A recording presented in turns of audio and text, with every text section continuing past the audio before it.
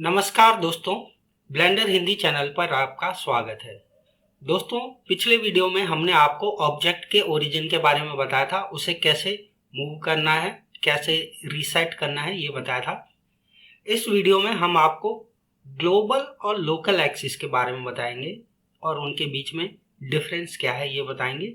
इसके अलावा हम आपको 3D कर्सर के बारे में भी कुछ बातें बताएंगे। तो दोस्तों, ग्लोबल एक्सिस मैं आपको पहले भी बता चुका हूँ, उसको थोड़ा रिपीट कर देता हूँ एक बार जल्दी से। ये जो लाल रंग की और हरे रंग की लाइन दिख रही है, इसके अलावा आप यहाँ व्यूपोर्ट ओवरले से जेड एक्सिस को इनेबल करेंगे तो ये नीले रंग की लाइन, ये तीनों लाइनें जो हैं ये ग्लोबल एक्सिस को रिप्रेजेंट करती हैं। ग्लोबल एक्सिस एक फिक्स्ड एक्सिस है। ये 3D सीन में जो भी आपको स्पेस दिख रहा है उसकी डायरेक्शन को तय करते हैं। ये फिक्स्ड हैं, ये चेंज नहीं होते डायरेक्शन में। तो ये तीन लाइनें ग्लोबल एक्सिस की हैं। ये आगे से पीछे, दाएं से बाएं और ऊपर से नीचे जाती हैं। दोस्तों, लोकल एक्सिस क्या है? लोकल एक्सिस ऑब्जेक्ट का, पर्टिकुलर ऑब्जेक्ट का एक्सिस है।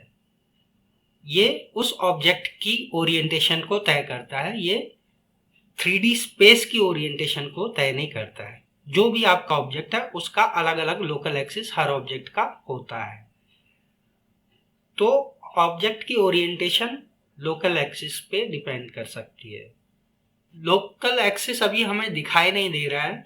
मैं पहले इस क्यूब को थोड़ा मूव कर लेता हूँ और अब मैं आपको लोकल एक्सिस दिखाता हूँ। यहाँ आप राइट साइड में प्रॉपर्टीज पैनल के बगल में जो टैब्स हैं उनमें से ये ऑरेंज कलर का स्क्वायर ऑब्जेक्ट प्रॉपर्टीज का है। इस पे आप क्लिक कीजिए और नीचे जाइए। यहाँ व्यूपोर्ट डिस्प्ले का सेक्शन है, इसमें एक्सिस को चेक कर दीजिए। तो अब यहाँ पर आपको ये ZX वगैरह लिखा हुआ दिखाई दे रहा होगा। इसको ठीक से देखने के लिए हम वायर फ्रेम व्यू में चले जाते हैं। ये देखिए, अब वायर फ्रेम व्यू में आपको ये लोकल एक्सिस इसका दिखाई दे रहा होगा, Z, Y और X। ये इस क्यूब के लोकल एक्सिस है, क्यूब की ही ओरिएंटेशन पर असर डालेंगे और किसी ऑब्जेक्ट पर असर नहीं डालेंगे। जबकि ग्लोबल एक्सिस सब ऑब्जेक्ट्स के लिए वो फिक्स्ड है। दोस्तों, जिस तरह आप ग्लोबल एक्सिस पे डिसाइड कर सकते हैं कि किस एक्सिस के साथ साथ मूव करना है या किस एक्सिस के चारों तरफ ऑब्जेक्ट को रोटेट करना है, उसी तरह लोकल एक्सिस के अनुसार भी आप ऑब्जेक्ट को मूव या रोटेट या स्केल कर सकते हैं। पहले आपको एक बार फिर से ग्लोबल एक्सिस पे मूव करके दिखाता हूँ इस ऑब्जेक्ट को। अगर मैं G के बाद X दबाऊं तो ये लाल लाइन के साथ साथ मूव होगा। ये देखिए, ये X एक्सिस के साथ मूव हो रहा है। G के साथ Y दबाऊं तो हरी लाइन के साथ साथ मूव होगा। ये देखिए, ये भी ग्लोबल Y एक्सिस के चारों तरफ मूव कर रहा है। अगर मैं R से रोटेट करना चाहूं और Z की दबाऊं तो ये वर्टिकल ग्लोबल एक्सिस के चारों तरफ घूमेगा। ग्लोबल Z एक्सिस के चारों तरफ घूमेगा। तो ये तो है किस तरह से ग्लोबल एक्सिस के साथ साथ ट्रांसफॉर्म करना है। इसके लिए आपको एक्सिस की एक बार दबानी पड़ती है। अगर आप चाहते हैं कि लोकल एक्सिस के चारों तरफ घुमाया जाए या लोकल एक्सिस के साथ साथ ऑब्जेक्ट को मूव कराया जाए तो आपको G, R या S की जो की होती हैं उनके बाद आपको 2 बार एक्सिस की दबानी पड़ेगी। तो जैसे मैं अभी देखिए, मैं इसको रोटेट कर लेता हूं पहले। अभी देखिए, Y लोकल एक्सिस जो Y का है ये इधर 3D कर्सर की तरफ पॉइंट कर रहा है। ये हमारे लोकल एक्सिस की जो ग्रीन लाइन है उससे बिल्कुल डिफरेंट डायरेक्शन में पॉइंट कर रहा है। अब मैं इस Y के साथ साथ, Y वाली लाइन के साथ साथ मैं मूव कराना चाहता हूँ इस ऑब्जेक्ट को। तो पहले मैं G प्रेस करूंगा, फिर 2 बार Y दबाऊंगा लोकल एक्सिस के लिए। अब ये देखिए, ये लोकल एक्सिस के साथ साथ मूव करेगा। इसी तरह अगर मैं Z लोकल एक्सिस पे मूव कराना चाहूँ तो G और 2 बार Z दबाऊंगा और ये देखिए, ये लोकल एक्सिस पे मूव हो रहा है। अगर मैं इसे लोकल एक्स एक्सिस के चारों तरफ घुमाना चाहूँ तो R दबाऊंगा और 2 बार X दबाऊंगा, और अब देखिए ये लोकल एक्स एक्सिस के चारों तरफ घूम रहा है। ये लोकल एक्स एक्सिस आप देख सकते होंगे ऊपर से नीचे की ओर जा रहा है। ये हमारी दूसरी वाली जो लाल लाइन है ग्लोबल एक्स एक्सिस की, इसके जैसा नहीं है। तो ऑब्जेक्ट की ओरिएंटेशन पे डिपेंड करता है कि लोकल एक्सिस कैसे होंगे। तो आपको ये बात याद रखनी चाहिए कि अगर ग्लोबल एक्सिस के अनुसार मूवमेंट या रोटेशन या स्केल करना है तो इनकी जो कीज होती हैं G, R और S, इनके बाद एक बार एक्सिस की की दबानी पड़ती है। और अगर लोकल एक्सिस के अनुसार आपको मूवमेंट करनी है तो जो G, R और S की हैं उनके बाद 2 बार एक्सिस की आपको दबानी पड़ेगी, तब लोकल एक्सिस के अनुसार काम होगा। तो आई होप इतना आप समझ गए होंगे। एक बार एक्सिस की दबाने का फर्क ग्लोबल पे पड़ता है और 2 बार दबाने का लोकल एक्सिस पे पड़ता है। दोस्तों इसके अलावा जो ब्लेंडर है, ब्लेंडर में कई मॉडिफायर्स हैं। मॉडिफायर स्पेशल इफेक्ट्स ऑब्जेक्ट पे डालते हैं। तो मॉडिफायर्स भी इस ग्लोबल और लोकल एक्सिस का ध्यान रखते हैं। मॉडिफायर्स कई ऐसे हैं जो लोकल एक्सिस पे काम करते हैं। जैसे मैं यहाँ पर मान लीजिए एक टॉरस नाम का ऑब्जेक्ट ऐड कर लेता हूँ। ये टॉरस एक रिंग जैसा होता है। अब मैं नमपैड 1 दबा करके फ्रंट व्यू में जाता हूँ और टैब दबाकर एडिट व्यू में जाता हूँ। अब मैं आधे टॉरस को डिलीट कर देता हूँ। ये देखिए आधा टॉरस डिलीट हो गया। अब मैं इस पर एक मॉडिफायर डालना चाहता हूँ, एक मॉडिफायर इफेक्ट में इस पर डालना चाहता हूँ। तो यहाँ प्रॉपर्टीज के लेफ्ट में ये रेंच का आइकन है, इसमें मॉडिफायर होते हैं। यहाँ से मैं मिरर मॉडिफायर चूज कर लेता हूँ। यानी कि मिरर मतलब जैसा ये लेफ्ट में टॉरस का आधा पार्ट दिखाई दे रहा है वैसा ही टॉरस का आधा पार्ट और ऐड हो जाए।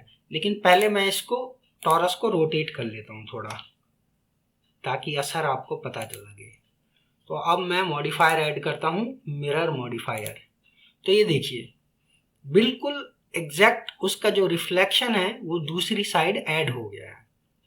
टॉरस का आधा टॉरस उस साइड पे ऐड हो गया है जिस साइड पे उसे होना चाहिए। तो ये ओरिएंटेशन कहाँ से आया? आप यहाँ मॉडिफायर की प्रॉपर्टीज में देखेंगे तो ये कह रहा है कि एक्स एक्सिस पे हमने ऐड किया है, लेकिन एक्स एक्सिस तो यहाँ लाल रंग की लाइन है, ये तो दाएं से बाएं जा रही है, इस पे तो ऐड हुआ नहीं है। तो ये एक्चुअली ऐड हुआ है लोकल एक्सिस पे। आप यहाँ ऑब्जेक्ट प्रॉपर्टीज में एक्सिस एनेबल करेंगे तो ये देखिए एक्स एक्सिस उसी डायरेक्शन में है जिस डायरेक्शन में टॉरस का आधा हिस्सा ऐड हुआ है। तो इसका मतलब ये जो मॉडिफायर्स हैं ये लोकल एक्सिस को यूज कर रहे हैं। तो इसका भी आपको ध्यान रखना चाहिए। अब मैं इसको डिलीट कर देता हूँ, ऑब्जेक्ट प्रॉपर्टीज से एक्सिस को भी हटा देता हूँ। दोस्तों अब 3D कर्सर के बारे में बात कर लेते हैं। 3D कर्सर ये जैसा कि आपको बताया लाल और सफेद रंग की रिंग और ये टारगेट का निशान, ये 3D कर्सर है। ये 3D स्पेस का या वर्ड का सेंटर है। ऑब्जेक्ट उसी पोजीशन पे ऐड होते हैं जिस पोजीशन पे 3D कर्सर होता है। आप अगर 3D कर्सर को किसी और पोजीशन पे रखना चाहते हैं तो शिफ्ट के साथ राइट क्लिक करें या राइट क्लिक करके ड्रैग करें शिफ्ट के साथ, तो ये रिपोजिशन हो जाएगा। अगर आपको लगता है कि आपने कर्सर किसी गलत जगह पर पोजीशन कर दिया है और आप इसको फिर से 3D वर्ल्ड के ओरिजिन पे यानी वर्ल्ड के बिल्कुल सेंटर पर ले जाना चाहते हैं जहां पर एक्सिस लाइन एक दूसरे को इंटरसेक्ट करती हैं, तो आप शिफ्ट की के साथ एस दबाइए और एक पाई मेन्यू खुल जाएगी। इसको स्नैप मेन्यू कहते हैं। इसमें कर्सर टू वर्ड ओरिजिन का एक ऑप्शन है जिसे आप क्लिक करें और ये कर्सर वर्ड के ओरिजिन पे यानी सेंटर पॉइंट पर आ गया। आप चाहें तो 3D कर्सर को पाइवट पॉइंट भी बना सकते हैं। पाइवट पॉइंट आप जानते ही होंगे, वो पॉइंट होता है जिसके चारों तरफ कोई ऑब्जेक्ट रोटेट करता है। तो यहाँ टॉप पर जाकर के आप ये जो दो रिंग्स सी दिखाई दे रही हैं, इस बटन को दबाएं और 3D कर्सर को यहाँ से पाइवट पॉइंट आप बना सकते हैं। ये 3D कर्सर अब इस क्यूब का पाइवट पॉइंट बन गया है, तो ये इस के चारों तरफ ही घूमना चाहिए। तो मैं अगर रोटेट करता हूँ इस क्यूब को, तो ये देखिए ये अब 3D कर्सर के चारों तरफ घूम रहा है, क्योंकि हमने 3D कर्सर को पाइवट पॉइंट बना दिया था। दोस्तों, अगर आप N बटन दबा करके राइट साइड की टूल बार खोलते हैं तो उसमें व्यू टैब के अंदर आपको 3D कर्सर की लोकेशन, रोटेशन आदि दिखाई देंगी। तो यहाँ से भी आप 3D कर्सर को मैनुअली मूव कर सकते हैं। अगर आपके पास कोई प्रिसाइज लोकेशन अगर आपके दिमाग में है तो आप यहाँ टाइप कर सकते हैं। ये देखिए,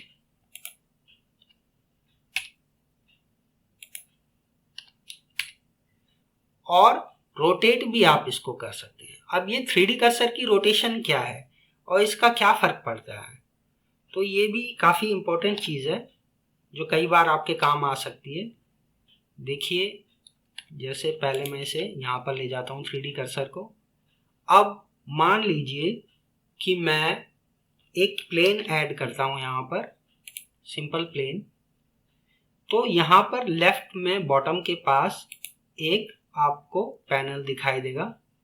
इससे मैं अलाइनमेंट इस नए एडेड ऑब्जेक्ट का चूज कर सकता हूँ। नया जो ऑब्जेक्ट हमने चूज किया है इसका अलाइनमेंट मैं 3D कर्सर कर देता हूँ। तो ये देखिए, इसका मतलब हमारा 3D कर्सर इस एंगल पे था जिस एंगल पे अभी ये ऑब्जेक्ट हो गया है। अब इसका क्या फायदा है, मान लीजिए जैसा ये ऑब्जेक्ट हमारा यहाँ पर ओरिएंट हो रखा है एंगल पर, उसी तरह हम इस प्लेन पर अब हम एक कोन ऐड करना चाहते हैं। तो मैं एक शिफ्ट ए दबा करके कोन ऐड कर लेता हूं। और अभी देखिए कोन अभी हमारे ग्रिड के साथ अलाइन हो रखा है, प्लेन के साथ अलाइन नहीं हुआ है। लेकिन मैं यहाँ बॉटम लेफ्ट के पास जो पैनल खुल गया है, इससे अगर मैं 3D कर्सर चूज कर लूँ ओरिएंटेशन को, तो अब देखिए प्लेन के साथ साथ ये एंगल हो गया है। और अगर मैं इसको इसके लोकल एक्सिस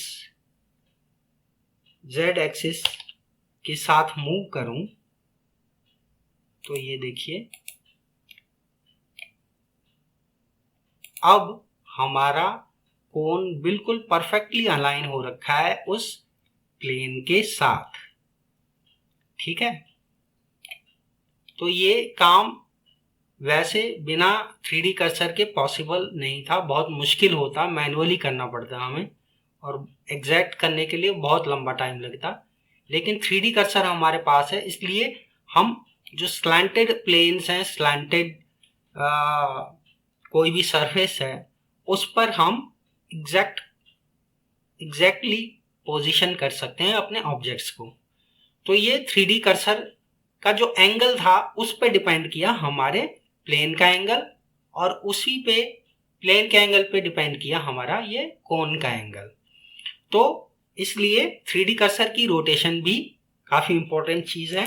अगर आप N बटन दबा करके राइट साइड की टूल बार में 3D कर्सर की रोटेशन यहाँ देखें, तो इसको आप चेंज कर सकते हैं, जैसी आपकी इच्छा हो उस हिसाब से आप एंगल रख सकते हैं। और फिर आप जब नए ऑब्जेक्ट ऐड करेंगे तो ओरिएंटेशन को सिंपली 3D कर्सर चूज कर लीजिएगा, जो बॉटम लेफ्ट में पैनल खुलता है उसमें से। तो तब आपका सही ओरिएंटेशन ऑब्जेक्ट का हो जाएगा 3D कर्सर के हिसाब से। और जब आप ये कर लें ओरिएंटेशन आपने सेट कर ली ऑब्जेक्ट की। अब अगली बार जब आप ऑब्जेक्ट ऐड करते हैं तो हो सकता है कि फिर से वो 3D कर्सर के हिसाब से ओरिएंट करे, तो आपको उसको ग्लोबल एक्सिस या लोकल एक्सिस कोई सा आपको चूज करना पड़ेगा। जैसा ओरिएंटेशन आप चूज करेंगे वैसा ही नया एडेड ऑब्जेक्ट जो है वो ओरिएंट होगा उसी डायरेक्शन में। दोस्तों, यूवी एडिटर के बारे में मैंने आपको बताया था।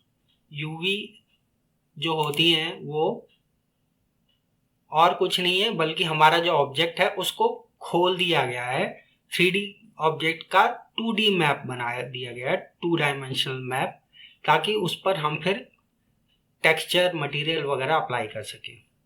तो यूवी एडिटर में जा करके हम यूवी देख सकते हैं। यहाँ यूवी एडिटर में भी आपको एक ये 3D कर्सर जैसा दिखाई देगा, सेम चीज है, लेकिन यूवी एडिटर में इसको 2D कर्सर कहा जाता है, क्योंकि यूवी में सिर्फ 2 ही डायमेंशन होती हैं, यू और वी, जो कि एक्स और वाई के बराबर है। तो इस कर्सर को भी आप शिफ्ट के साथ राइट क्लिक करके मूव करा सकते हैं, ये देखिए।